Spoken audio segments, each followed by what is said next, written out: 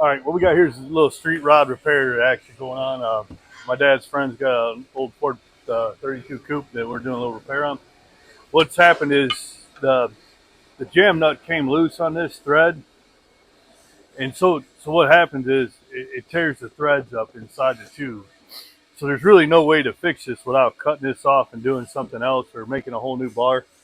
So what we came up with was a way to basically cut this, split this, and slip a tube over it with a bung welded in it. And I'm going to show you how we do that for a quick and a little bit of stronger repair. So what we've done is taken a tube, put a bung in it, a weld bung that we use on our 4-link bars, thick heavy wall tube, bored it out, put it together. So we've actually cut this back to where we can slip this tube over, slide this on, and re-weld it. So now it's stronger, the threads are repaired, it's good to go. On this end, it's kind of goofy looking, but what we've done here is this is important, this dimension here. This is on the rear end housing. This can't move. So before we cut anything apart, we grind it off a little bit, and we weld just a scrap piece of tube on there to keep this triangulated so this can't move. So we know when we're done welding all this, we'll cut this back off, clean it up, repowder coat this whole thing so it'll look brand new. But we do this to keep the critical dimension of these two tubes together. Before we start cutting on this, what we need to figure out is to get this length back. So what I've done is measured from the end of this tube to 20 7/8 here. So when we do this one, we could get the same distance here. So before you start cutting on anything and figuring out where you're going to cut and how much you need to cut off, make sure you put some reference marks on here so you know get back to this. Because once you cut it, you can't go back. So that's what we did to 20 7/8 to get it there.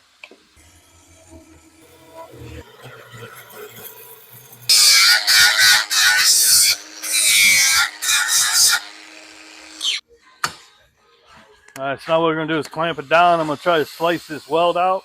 Then I'm going to cut back on here a little bit so the 1 1/8 tube slides over. Using our handy dandy cordless Bosch grinders that we got. Badass.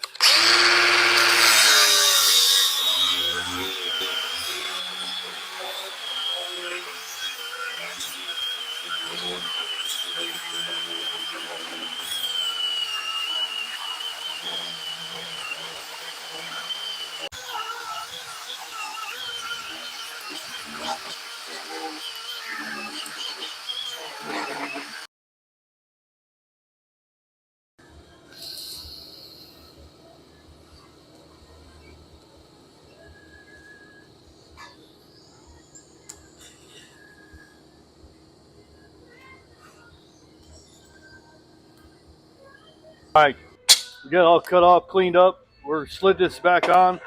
We double checked our measurements. We got the 20 7/8 on the end to the nut where we measured our reference point.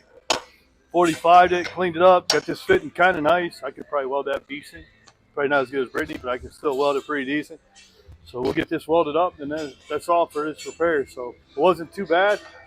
Cut this off, clean it up, ready to go. Little tack there. Throw another one over here. Maybe one right here in the middle.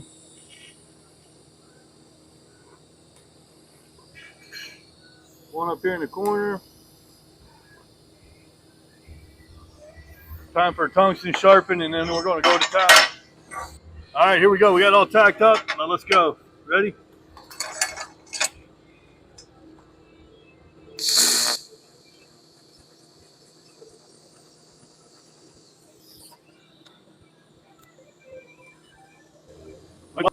Well, I always try to get past 180 for my starts and stops. That way I only have to touch the tube twice. If you start in a goofy spot, then you're always touching the tube more than twice. It's not very efficient. So I'll set it up so like this weld, now I can see where I started and I can see where I finished. So when I do this one, I'll be able to know I got 100% weld on it all the way because I welded past it.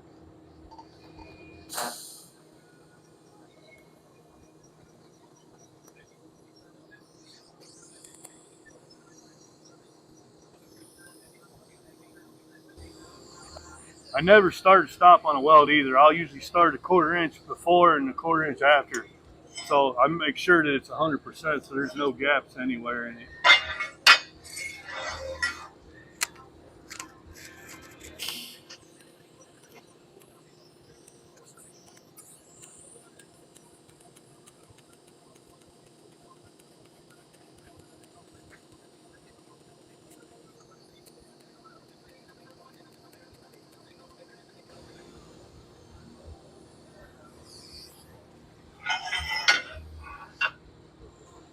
since I started way back before it, I know I'm going to hit this 100%. So I already got it welded to this side.